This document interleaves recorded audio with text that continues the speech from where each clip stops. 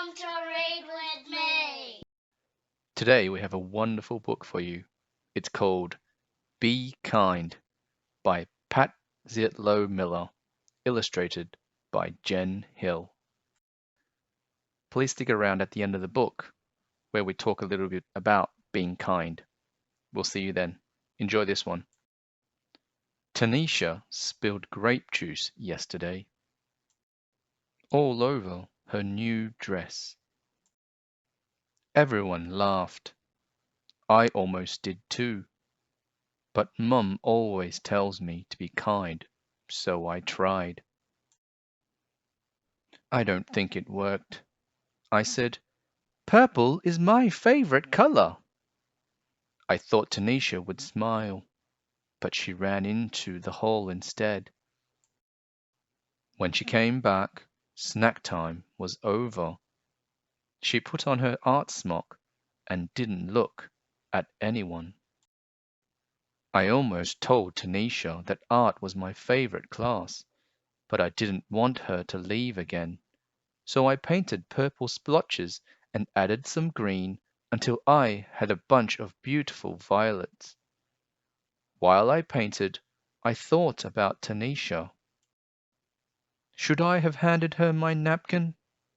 Or let her borrow my sweatshirt? Spilled my juice so everyone stared at me instead? What does it mean to be kind anyway? Maybe it's giving, like making cookies for Mr. Rinaldi, who lives alone. Or letting someone with smaller feet have my too tight shoes. He might win races in them too. Maybe it's helping, like putting dirty dishes in the sink. Cleaning up after Otis, our class guinea pig.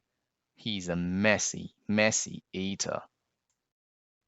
Maybe it's paying attention, like telling Desmond I like his blue boots, or asking the new girl to be my partner, or listening to Aunt Franny's stories, even the ones I've heard before. Being kind should be easy, like throwing away a wrapper, or recycling a bottle, or saying thank you to someone who's done something for you, or bless you after somebody's had a sneeze. My mum says the quickest way to be kind is to use people's names. Hey, Carla. What's new, Omar? Good afternoon, Rabbi Mandelbaum.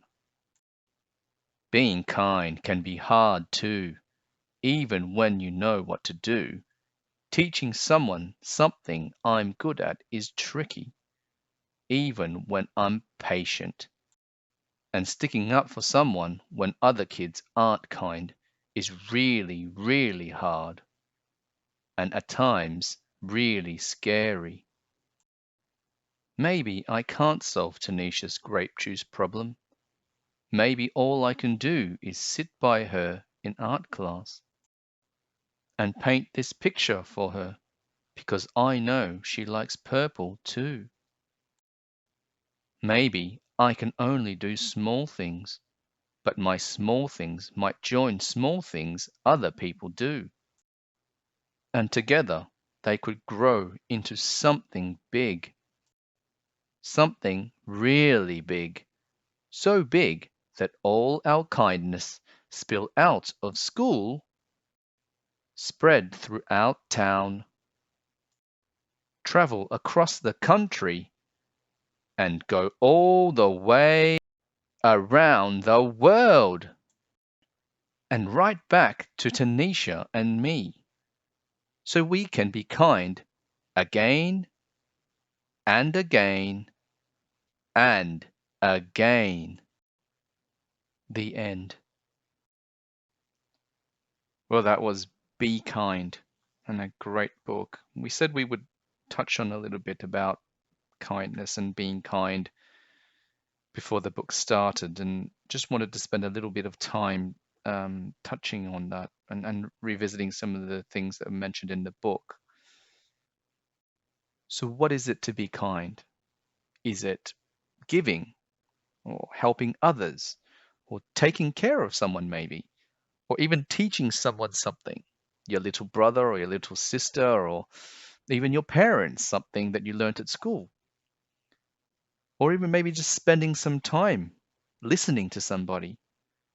Or it could be something as simple as saying hello to someone, or paying attention to something or somebody, or taking the time to know someone, greeting someone, or showing your appreciation to someone for something.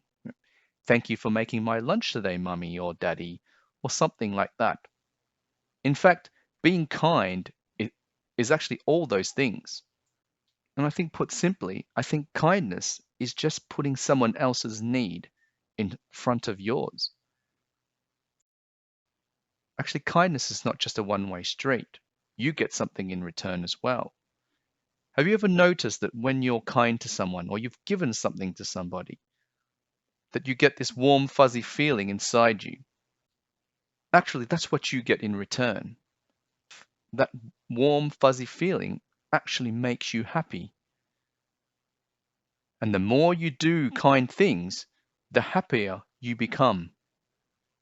And therefore, there is a direct link around kindness and mental health and well-being. So, in other words, being kind is actually really, really good for us. Have you also noticed that kind people tend to be very likable people? It's very difficult to dislike someone who actually loves you or is kind to you. Kindness doesn't have to be something big. It can be a collection of small things. But just as the book says, small things lead to big things, and big things lead to even bigger things. So your random act of kindness doesn't matter how small it is, if many, many people are building on that, it can result in really positive change across the world. So add a bit of kindness to your day every single day. It's not just for others' benefit, but also for yours as well. Sometimes all we need is just a little bit of kindness. So go out and spread it. You'll get it back in return, I'm sure of it, when you least expect it, and probably when you need it the most. If you've made it this far, thank you very much for listening. We hope you learned something today, and if you did, please click a like and a subscribe. We hope to bring you more Read With Me sessions very shortly. But until then, please take care, be good, and be kind. Keep reading, and we'll see you soon. Goodbye.